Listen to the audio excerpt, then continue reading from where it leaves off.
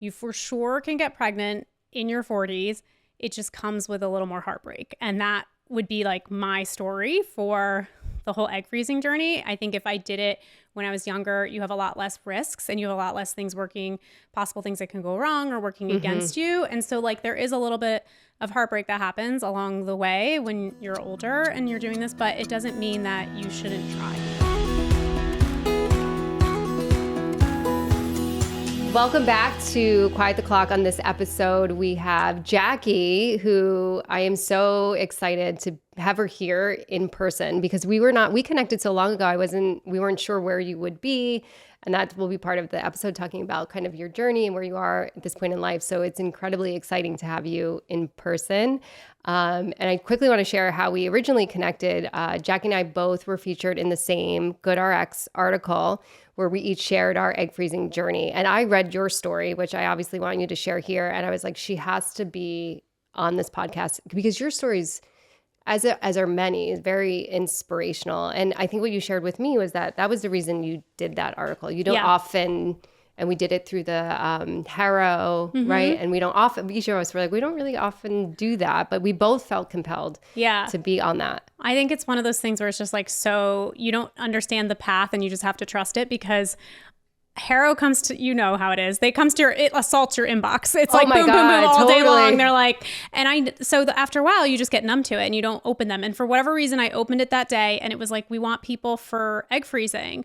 And I was like, okay, this has nothing to do with my business or like what my PR person would tell me to do, but I want to do it for personal reasons. And like you said, you never know where it's going to lead you to. And now here you are, here we are together. Well, I guess we could start there. Share those reasons those personal reasons that you wanted to do that story, why that felt important for you. So I froze my eggs at 41, which if you go to any fertility clinic, 9 times out of 10, they will tell you to get lost or like it's not worth your trouble or, you know, you're geriatric or whatever they want to tell you. Yeah.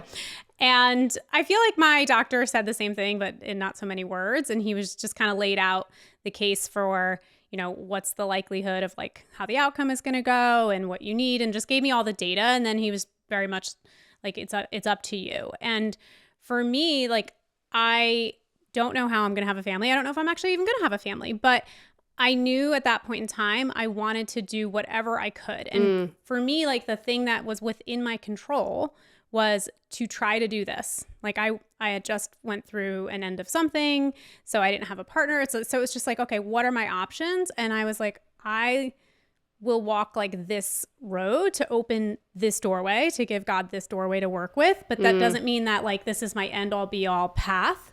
Like there's many ways to create a family. So I was just doing that for myself and was, you know, throwing my hat in the ring.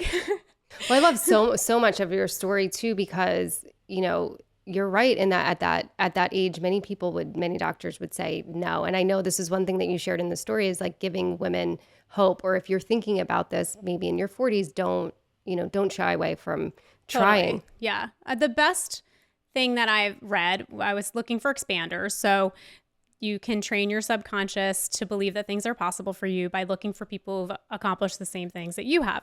So I was Googling natural pregnancy in your 40s and I wanted to see examples. And this one article said, you for sure can get pregnant in your 40s. It just comes with a little more heartbreak. And that would be like my story for the whole egg freezing journey. I think if I did it when I was younger, you have a lot less risks and you have a lot less possible things that can go wrong or working against you. And so like there is a little bit of heartbreak that happens along the way when you're older and you're doing this, but it doesn't mean that you shouldn't try. Yeah. Had you thought about doing it before? Was it anything that you had thought about before 41? No. And it's funny because like I live in a bubble. So I live on like Spotify and like, you know, streaming TV, and I happen to be like in the tri-state area of New York, which is why I'm here. So I'm at my parents and they play the radio all day. And I hear these commercials for the fertility clinics around here. And I know for a fact that if I heard this commercial when I was 25 or 30 or 35, I would have been like, oh, whatever. I don't need that. I think for me, it was like a lot of ego of I look younger than my age and I'm healthy and I eat healthy and I exercise. So I thought like, oh, for sure, I'm going to like the correlation between fertility and overall health. Like there's no reason that I'm going to have any issues here. And then my mom's mom had her at 40. My mom had me at 38, all natural. So I'm like, yeah, like it just runs late in our family. Like we can have babies later. And, you know, I got to be real. Like my grandmother had my mom 80 years ago. Like there were different times. Absolutely. And, yeah. you know, the air was different. The nutrition was different. Stress levels were different. Community was different. So, oh my God, everything's different. Like toxins. Yeah. Yes. Everything is so, different. you know, when I did go into the clinic, the initial time I was shocked at like that my fertility was right on par with where most 40 and 41-year-olds are. So that's why I didn't end up ever doing it earlier. I just thought like, oh, this is going to work itself out. I don't need this, which is why I'm so passionate about speaking about it now. Two part is to say like, if you're in your 40s, go for it. But also if you're younger, please consider doing it because you will have less of that heartbreak I just talked about. Yeah, I think both messages are so great and so important. And I think that's been a common theme. It's that there is this lack of information or knowledge. And I'm trying to rack my brain.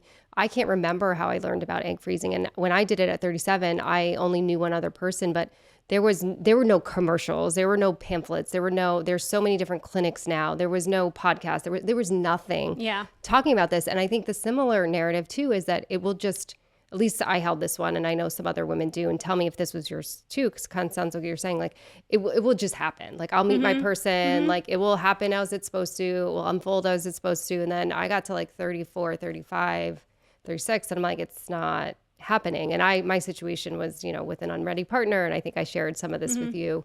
So it for a lot of women, it doesn't just happen that way. Yeah. Well, I'll also tell you, like, I am pretty spiritual and like connected to a lot of woo people in my life. And I have a good friend who is super powerful. I've seen her stuff like work in action. I always joke around, like one time we were working in the middle of Fashion Week in the city at Maman. And if anyone's ever been there, they have communal tables. The place was booked out, line out the door. There must have been like a fashion show next door. And there's the two of us on a 6-top working, and not a single person's coming near us for 2 hours. I couldn't even like order something. And I'm like, what is going on? And she's like, oh, I put us in the hand of God. Like they don't even like see us. And I'm like, oh my God, this woman is powerful, right? Wow. And so I was like, I only want to ask her one question. And I was like, am I going to be a mom? And she said that like spirit showing me miracle baby 42. So I think like I've always had that in the back of my head where I was like, the miracle's going to happen at 42. I don't have to worry about any of this other stuff. So I don't know if that's a blessing or curse, but you know, that was something that was always in the back of my mind. Yeah. I think I had a similar experience. I went to a psychic because I was so in the, is this going to happen for me or not? And I needed something extra or higher than me to like, just give me some reassurance whether it was going to happen or not. But I went to psych and that was my question too. Like, am I going to be a mom? Because I think that question can weigh so heavy or weighed so heavy on me. And she said, you're going to have 2.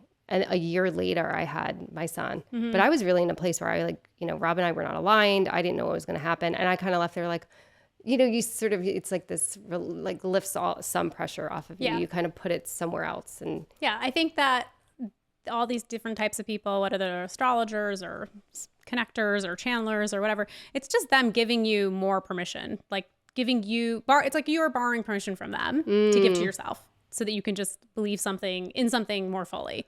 That's so yeah, it's such an interesting and amazing way to put it, because I think it's like we hold so tight to external messaging, right? So it's like we can choose good external messaging that gives us hope, or we can bad that says you should have done this, you should have already done this, why you know, all these. And as humans, we're wired to do the latter more easily because we're always on the defense of like, what bad thing can happen? What do I need to protect myself from? How do I survive? Yeah. Which is why we have to work extra to lean into that first option. Yeah. Well, so you were here at the tail end of the last episode we just recorded with Kate. She does all this narrative work. So I think that's so powerful. I want you to share specifically your journey, because everything that you shared it wasn't straightforward. There was some heartbreak. There was challenges.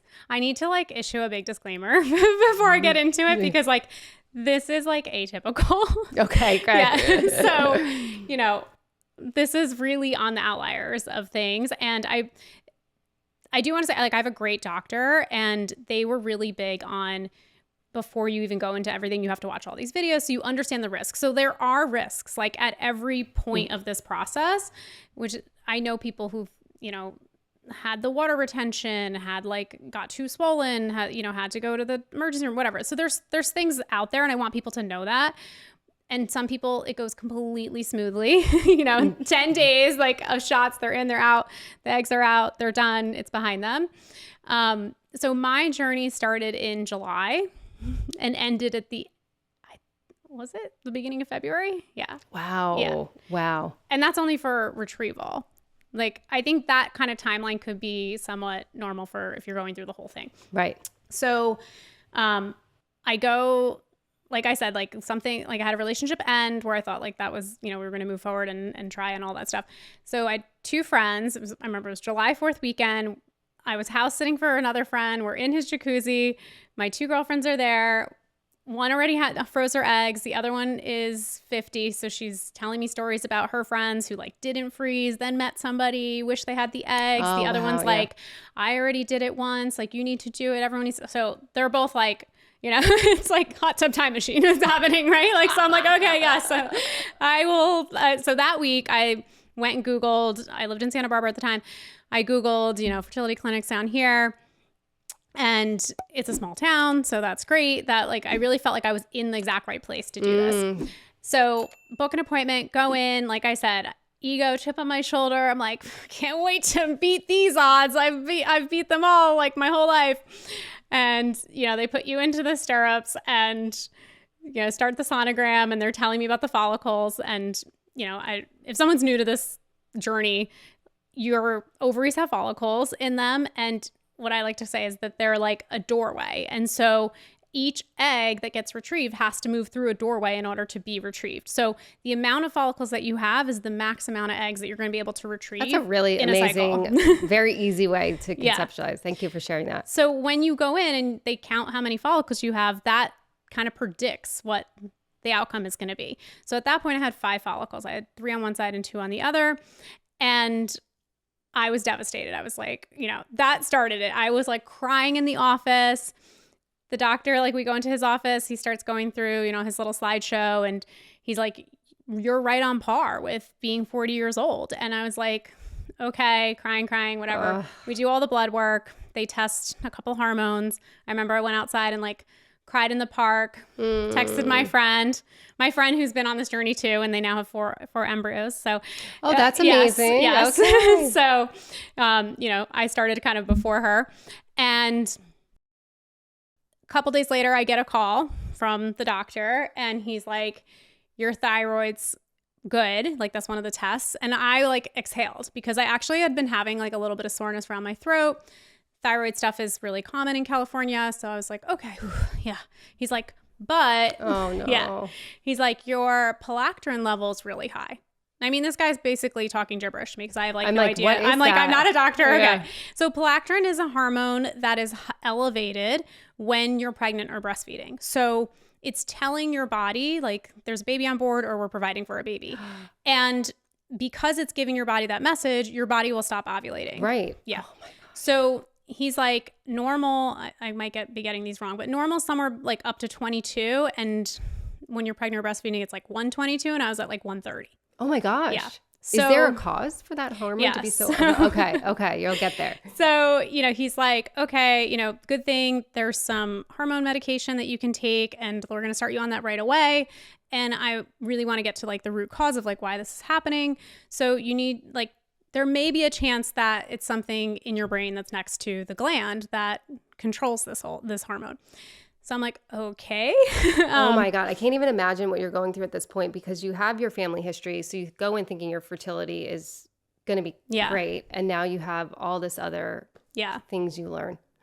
So I'm glad that I caught it though, because like I would have went into sort of an infertility because I would have stopped ovulating if it was raised for so long. So from there, I book an MRI. Thankfully, I end up like in 2 days later. So I go, have the MRI done on my brain. And then this is where things get fun. And this is where like everything like works perfectly. So the hospital system where I had the MRI drops the results on my file, right? So you can have like a chart that you like log in and you can see your results of tests and things like that. No. So like, I'm not a doctor, so I don't really know, but I do read English. So when you see measurements of something like millimeters, you're like, oh, well, they probably identified something. So my doctor is on vacation. Oh no. So you see this and now you're just probably spiraling. Yeah, so I'm sitting here like, okay, in one breath, I'm like, oh, I'm so glad he's going on vacation, right? You know, like as American, I'm first generation, so like, and I love to travel, so I'm like, we don't do enough of that. So I'm like, yeah, kudos, he's on vacation in Europe, right? But then like the nursing staff can't tell me anything, and they have no one else that will read the file for me. There's no other doctor. I'm like, well, how could this be? Like, what if he needed like a backup? What if somebody like something happens? There's got to be a doctor somebody has to call, right?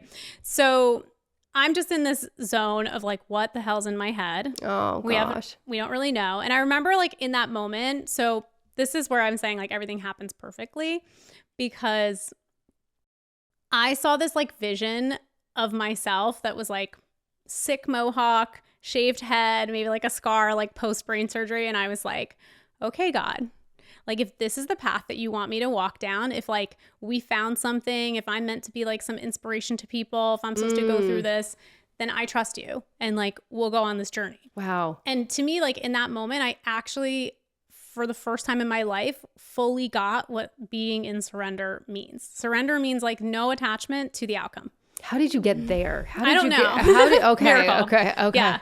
And like, you know, I work 12 steps. So like part of it is developing a relationship with God, but I wasn't even at that step yet. We're going to talk about that next episode. I was in step one where I was struggling with like, am I even supposed to be in this program? But for whatever reason, like that, like, you know, people talk about the miracles of being in 12 steps. Like this was the miracle of like, okay, I trust this power that's greater than me and the journey that I'm meant to be on. So in the meantime, a friend, she's like, my friend's a doctor. Let's send her the file, right? Don't ever do that. Oh, no. Because she was like, everything's fine. There's nothing. And then my doctor comes back from vacation and I'm What was that time like? Well, yeah, it sounds like that moment. It's like another 10 days. It was so like funny because I rushed to get myself into the MRI. I was like, okay, gotta get this done. And like then he tomorrow. goes on vacation. Yeah. And then wait on the results. So I'm sitting in, and I'm thinking now like, okay, so that's like Friday MRI, results by Monday, maybe 10 days. Yeah. By like Thursday or Friday, my friend's friend who's a doctor reads it. I'm like, oh, I'm totally fine. There's nothing. She just gave me assurance. And then I think Monday I'm sitting in a cafe and the doctor's office calls me and they're like, we want you to come in. And I'm like, oh, I was like, right now? They're like, right now. Oh. And they were like freaking out, which I'm like, come on, guys. Like, you can't freak out that much because you were just on vacation for a week. Like, it can't be that bad.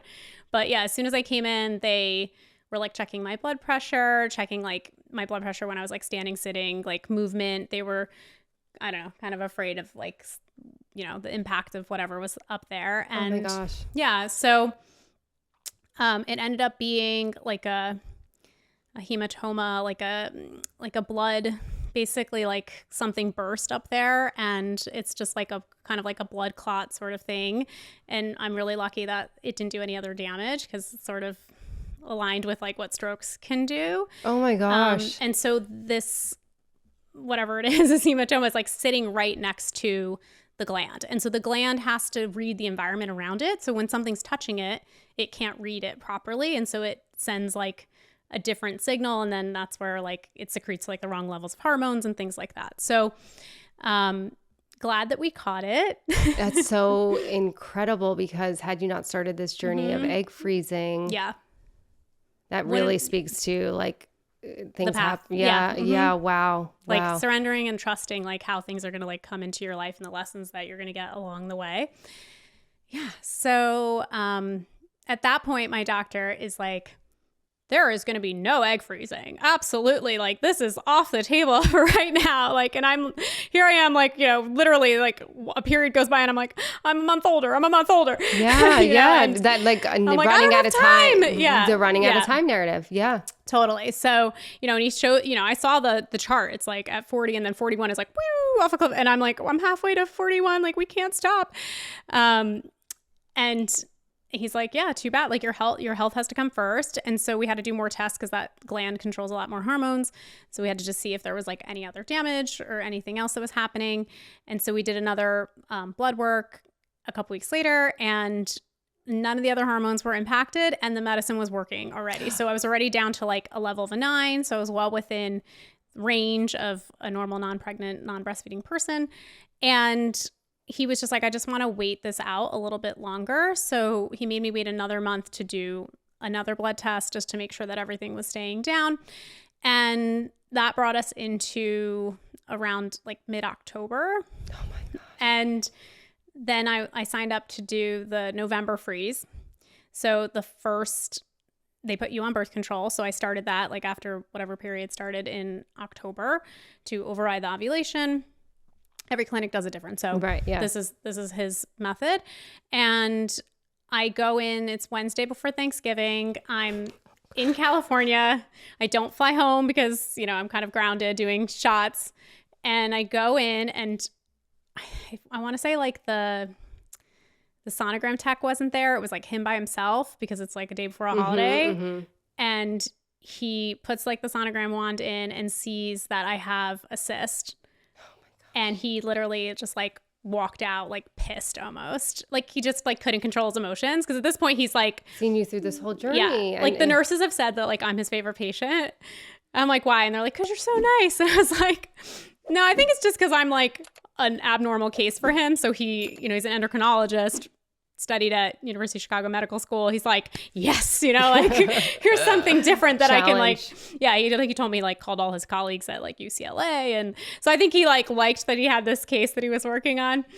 But yeah, he was like, you can't start the injections because if you start them, like you're just going to make the cyst grow, and the cyst is going to like grow and burst and whatever else. So yeah, I'm in tears. I'm like, okay, great. I'm like, at this point, I didn't even talk about the fertility nutritionist. We have to get there. Yeah. Yes, Stephanie. Okay, yeah. So I was doing a lot of stuff. We'll get to that. And yeah, at this point I was like, what the actual F? Like, I'm preparing for this day. I go down I drive to spend Thanksgiving with my best friend from college. I'm like, let's go out, let's get cocktails. Like I'm just like, drink. Yeah. And I really it was fantastic for like those couple weeks after, because I really gave like no F's at this point. I was just like, all right, I have no idea why this happened. Were you still in that place of surrender? Like, this is the path, or like, it showed me how much I wasn't in surrender, because it showed me like, even though I surrendered about the brain thing, because I was given stuff by the fertility nutritionist to follow, I was so adamant that it felt so tight. And I could feel, as soon as that like didn't work the way I wanted it to, and like I couldn't go in, I could feel the buildup of how much pressure I was putting on myself. Yeah. And then the bubble just like burst, and I was like, F all this. Yeah. And I was just like, all right, if this is not where it's going, like, I'm just gonna have a great time.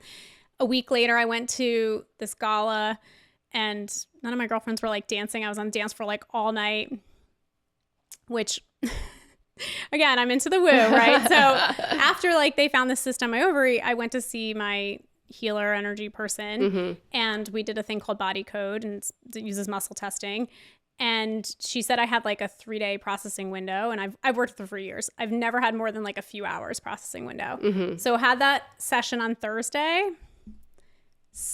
Saturday night at the gala, the cyst burst. I was like dancing like crazy, and I'm on birth control. I went to the bathroom, and I'm like bleeding all over, and I'm like, this is impossible. Like, I'm on birth control. You're not, like, I'm overriding my period right now. So like, this is not supposed to be happening. Oh my God, your journey. Yeah. And so then I like went in on Monday and was like, you guys got to scan me again to see what's going on with the cyst. It was gone. Yeah. So, and that night I met like the guy that I started dating. Oh my God. Yeah. See, I meant all these things meant to be. So then the cyst was gone. At that point I was like, guys, I got to go home for Christmas. I just want to like eat whatever, live however, forget about this for right now. So I did that. And then they called me in January, and they're like, so what are you thinking? And I really was at this place where I was like, should I just give up? Like, should I just give this a rest? That was my question. If there was ever a point through this really challenging, so many like things coming up for you that you did think like, maybe I just shouldn't do this. Because you're sitting there and you're like, okay, if you keep like hitting a wall, hitting a dead end, at some point you have to be like, okay, God, I get it. I get the message. So there was definitely like a little bit of that. But I also had this thought of, you've come so far. Yeah. So I was like, okay, let's do it. And I also want to add one more thing to the story. So about, you don't understand how it's working out for you, but it is. Well, that's a huge, yeah, please add that, because that's a huge message. So in November, and if like anyone's going through this, you may have like come into the same problem. In November, when they found the cyst, the medicine that I had to order was a generic version of something because they were on a national shortage of, I'm going to forget what medicine it was, but it's like the cream of the crop medicine for this. Like a Menopur. Yes, I forgot. The Menopur. Yes. Menopur. So the Menopur was on a national shortage. So we had to go with like the generic route, which was great because it saved me a couple $1,000s. It was the one that you have to like keep in the fridge. It has like expiration. Yes. So guess where it went? The garbage, because I couldn't do the cycle that time. So even though I like spent less money. So when when the nurse and I spoke in early January, and at this point, I'm like BFFs with everyone at the office because I'm like in a lot. And I was like, oh, like the pharmacy says that I can use Menopur again, but like honestly, I just like, I'll save money and like use the other one. And she's like, no. She's like, everybody who did the November freeze didn't do well. Shut like, up. She's like, I don't think the medicine works as well. And I committed to only doing this one time. So well, I do want to talk about that too. Yeah. That boundary you set for yourself. Yeah. Wow. So I was like, okay, another like got protected, because I would have done it, had like less than desirable outcome. And that was your one and time. thought like, oh, it's me. It has nothing to do with the medicine. And that would be like my one and done. Yeah. I think what's so hard too, and it's hindsight, right? Like you can see how that worked out for you after the fact, but how do you like staying in that as you're going through it, that like whatever the challenges is or are what's coming up, like this is, it's meaningful. And I don't know what it means, but it's meaningful and it's happening as it should. I think for anything that you want in your life, any goal that you have that you set, if it's like being a mom, if it's business stuff, whatever it is like, it will require a different version of you to show up to it. And I think the obstacles along the journey to it, like, are the things that if you opt in and you allow them to shape you and kind of cause you to rise into that person, I think that's why they're there. It's like all these things kept happening, but I was like, oh, wait, being a mom is like surrendering day after day and like living with your heart outside your body and all this. And it's like, okay, I'm just getting lessons. I'm just getting opportunities for me to keep moving through all this stuff, to keep trusting a higher power, like even more. Yeah. And having that mindset, it's got to help you continue to move through it, because you can, and choice, right? You can choose to think a very different way that would probably elicit very different emotions and very different behaviors, and how important it's to stay grounded in that. Two people can do the same exact thing and have a completely different experience of it based on intentions, energy, trust, surrender, belief in how it's going to all work itself out, even if it's not like this exact outcome. Yeah. I think that's like so important, because I think especially for this demographic, like, and we were saying this off camera, I want to hear, and maybe we'll save that for our next episode when we're talking about dating, more about your 30s. But I think in this decade particularly, it's like so much pressure, and so many, from that pressure, so many bad narratives are developed, and the work to like shift out of those narratives. And if you can't, what that looks like. And I know for me, there were points in my 30s where I had horrible narratives. So I think what you're sharing today is so important and insightful for anyone that's listening. It's like, start to look at your narratives and start to shift, because to your point, it could go one or two ways. Two people can go through the same exact thing. One person can have one mindset and someone something and it changes the whole experience. I think if you really want like the ultimate outcome, you have to opt into God. Like, you have to let God guide your life and not you, because 9 times out of 10, like our limited human mindset and tricks and patterns and all of that stuff are going to get us like less than what we truly can have and deserve. And so for me, like the way that I do that is that I don't pray for like an outcome. I pray for like, I want to show up fully to this. I want to give this my best. I want to believe in you. I want to stay grounded. I want to stay the course. Like let me see the lesson here. Like, let me evolve through this. So like, those are the prayers. It's like praying for the process. Yeah, because oh my gosh, I love that so much. We are so outcome driven. I Yeah. think that's how we're like raised. I think that's the messaging. It's like goal oriented, outcome oriented, and to shift that to We all think it's like, if we get there, like the promised land is going to open up to us. well, and that's what we were talking about last episode. Is like just because you meet these milestones we're told to meet doesn't mean you're happy. It doesn't mean that you've arrived. Yeah. I think for like, if you're single and you think like, oh, I just have to get married, it's like, no, the real work's going to start then. Same thing with like motherhood, which I'm not a mom, but you are. So I'm sure you can testify to that. Yes. Yes. So just share sort of like how it all. Yeah. I mean, I hate to be like, it doesn't stop there, folks. It's like an infomercial. We've got more challenges for you. Yeah. So I started the shots, and we were about 10 days into the shots, and they didn't like the way the follicles were growing. So my favorite nurse, Erica, called me and was like, the doctor wants you to consider abandoning the Oh my gosh. Oh the my cycle. gosh. Yeah. And so I was like devastated. And I remember the guy I was dating, he was like, you didn't come this far to only come this far. Like, what if when you looked back, it was like you were just there. And I kind of knew that. Like I said to Eric on the phone, she's like, look, at this point you have nothing to lose. Like one ultrasound, we'd refund you. So it's like, it's not even like that much it was money. Your choice to continue. Yeah. To keep going. Okay. So I was like, let's just keep going and see what happens. And like, I have faith that is like the size of my follicles. So I was like, I will just keep on this path. And it took, like I said, some people do shots for 10 days. I did shots for over 3 weeks. Wow. Yeah. I was doing like triple dose. The drug bill was insane. Oh my because all out of pocket. But in the end, when I went in for retrieval, I had 7 follicles that were good to go, and I got 7 eggs out, which is like unheard of that you get after that journey. Yeah. Oh my gosh. And Erica said like during the surgery, like the doctor was like, she's like, he started getting inappropriate, which is when I know he's happy. What do you say? Like joking around with like, making fun of like the team in there, the surgery room tech and her and like all this stuff. But yeah, he was like super thrilled. And how did you feel when you heard that number? I was surrendered again.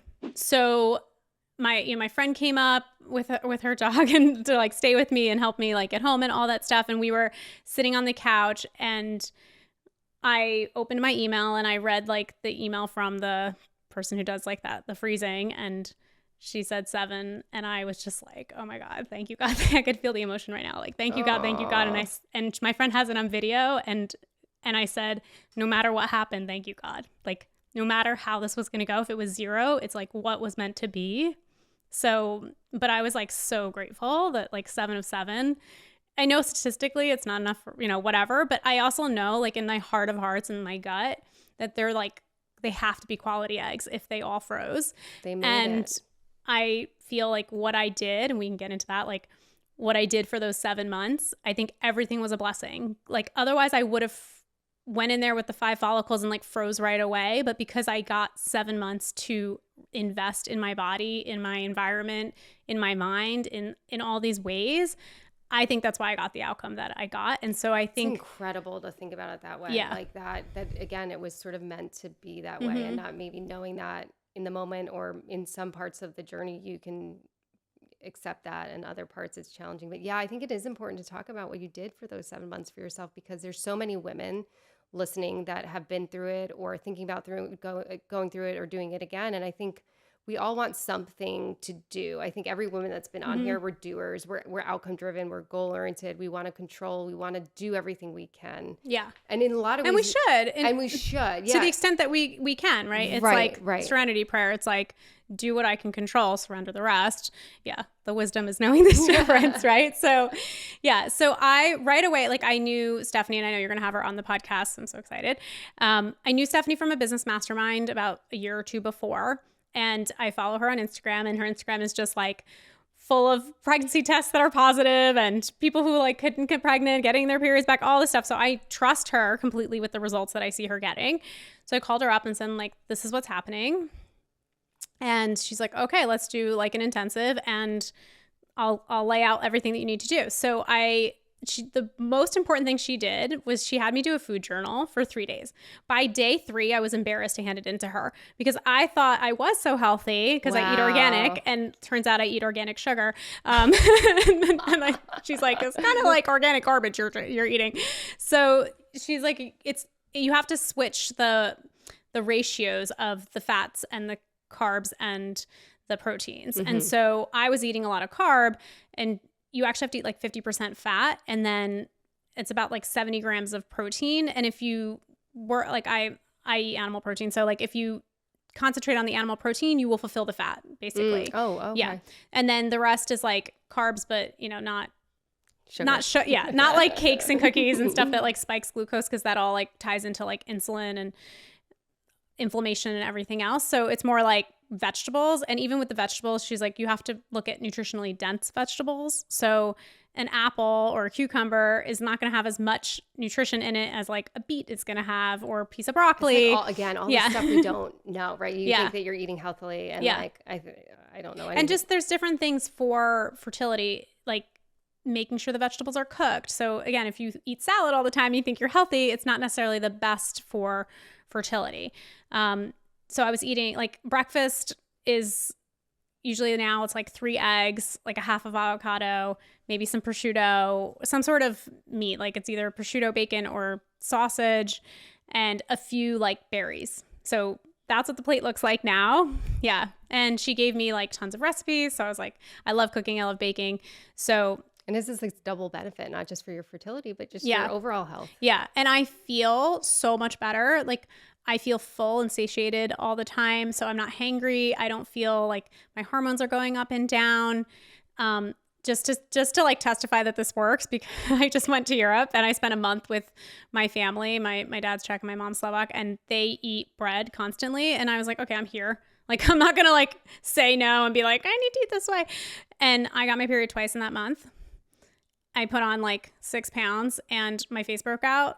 So oh, wow. Okay. As soon as I went back to the way that I eat now, 27-day cycle, like, yeah, which is so important for women, because if you are trying to get pregnant, the cycle length matters, because the egg needs to be developed enough when you ovulate. This is all this stuff. This is really, really helpful. And the scheduling hasn't worked out quite yet, but we're excited to have Stephanie on at some point, because I think this knowledge is so important. Again, it gives us tangible tool of something you can do to help your fertility. Yeah. And so some other things are like endocrine and disruptors. So those are perfumes, anything with scents. So all of that has gone out the window for me. Looking for like natural products, natural makeup, even nail polish. There's ones that have like less chemicals in them. I'm thinking of Shelly right now, who's off camera. This is her jam. Yeah. Because you don't realize, like, I mean, your skin's your biggest organ. And so like you're just slathering stuff on it all the time, and it's absorbing in. Plastic, like if you're cooking and you're storing stuff, like move to glass. Oh my God, now I'm going to be thinking about all of this stuff. This is good to know. This is very good to know. But it could drive you crazy, right? Yeah. You don't want to do that. You little by little, like, try to relax. You don't want it to stress you out. Trying to think, supplements. Yeah, Stephanie gave me a whole bunch of supplements, so I went on tons of that, taking them all the time.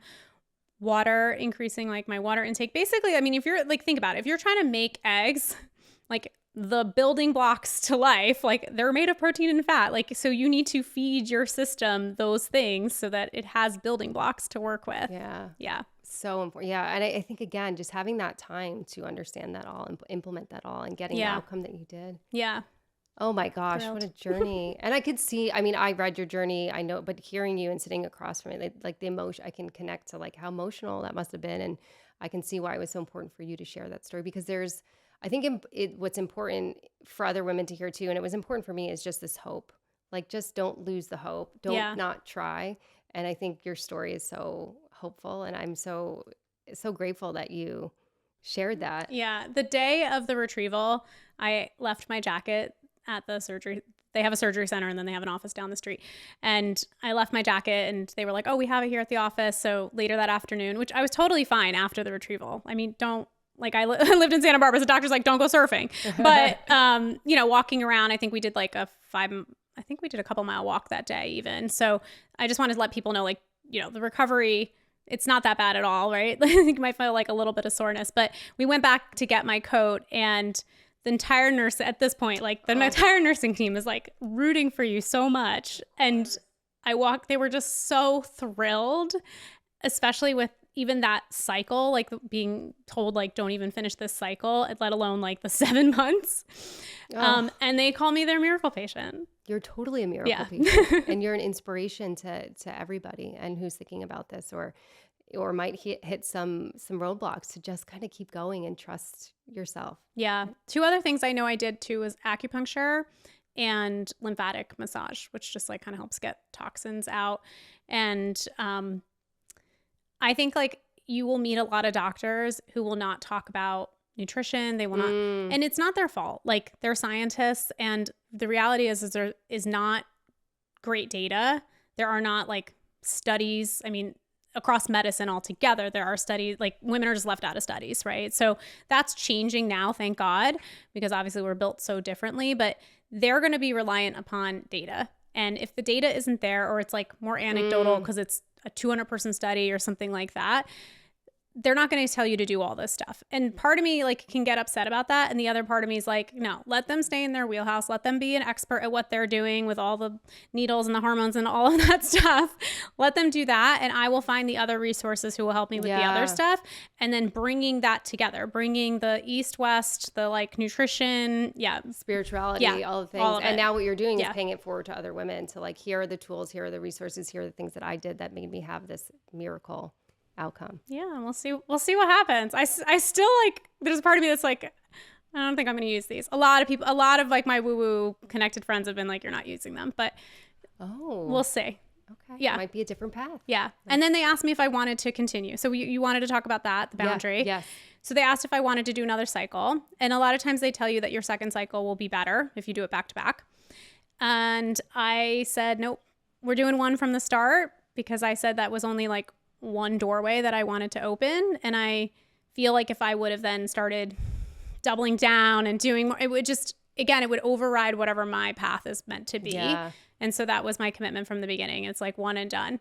Yeah. I love that. I've heard quite a few women set that boundary for themselves. And I think that is so great, because it is so taxing. It can be so taxing. And it feels like Las Vegas. It's like literally like you go in and it's like, okay, you got this money. Like, do you want to put it down again? And double do you down. Want, yes. Do you want to double down? Do you want to like see what's going to come out on the wheel next? Yeah. Oh my God. Yes. Yeah. When you put it that way, I was like, yes, it does definitely sound that way. Because it really is like nothing is explained. I remember sitting in the doctor's office the very first time, and I asked him, like, where does God come into all this? And, you know, he's got his whole wall full of diplomas. And I'm like, yeah, I'm with this really high educated, like awesome doctor. And he looks over and he looks at me and he goes, I'm a man of science, but I will tell you this. And he had 2 folders on his desk. And he said, this woman had 1 egg and she has 1 embryo. This woman had 4 eggs and she has 1 embryo. That's God. Oh my gosh. You can't explain why it works for some women and doesn't work for others. And like we said, you can only really like just put yourself in there. And you sure did. You sure did. Well, thank you so much for sharing your story. And I'm so excited because we have you sticking around for part 2 of our conversation, where we're going to dive into dating. Ooh, yeah, very exciting. Thank you all for joining us, and Jackie for joining us in this episode of Quiet the Clock. Jackie will be sticking around. We're going to do a second part where we're going to be talking about dating, so tune in for that. If you're enjoying these episodes, please subscribe to our channel. If you're ready to take charge of your relationship journey, visit quiettheclock.com today to download your free copy of Balancing the Biological Clock, Expert Advice on Handling an Unready Partner. This is a guide I created for those navigating the complex terrain of differing timelines with your partner. It will provide you with exclusive insights on understanding your relationship by sparking meaningful conversations and encouraging you to take unconventional action in the face of life's most important decisions. Again, head over to quiettheclock.com now and claim your free copy of Balancing the Biological Clock, Expert Advice on Handling an Unready Partner.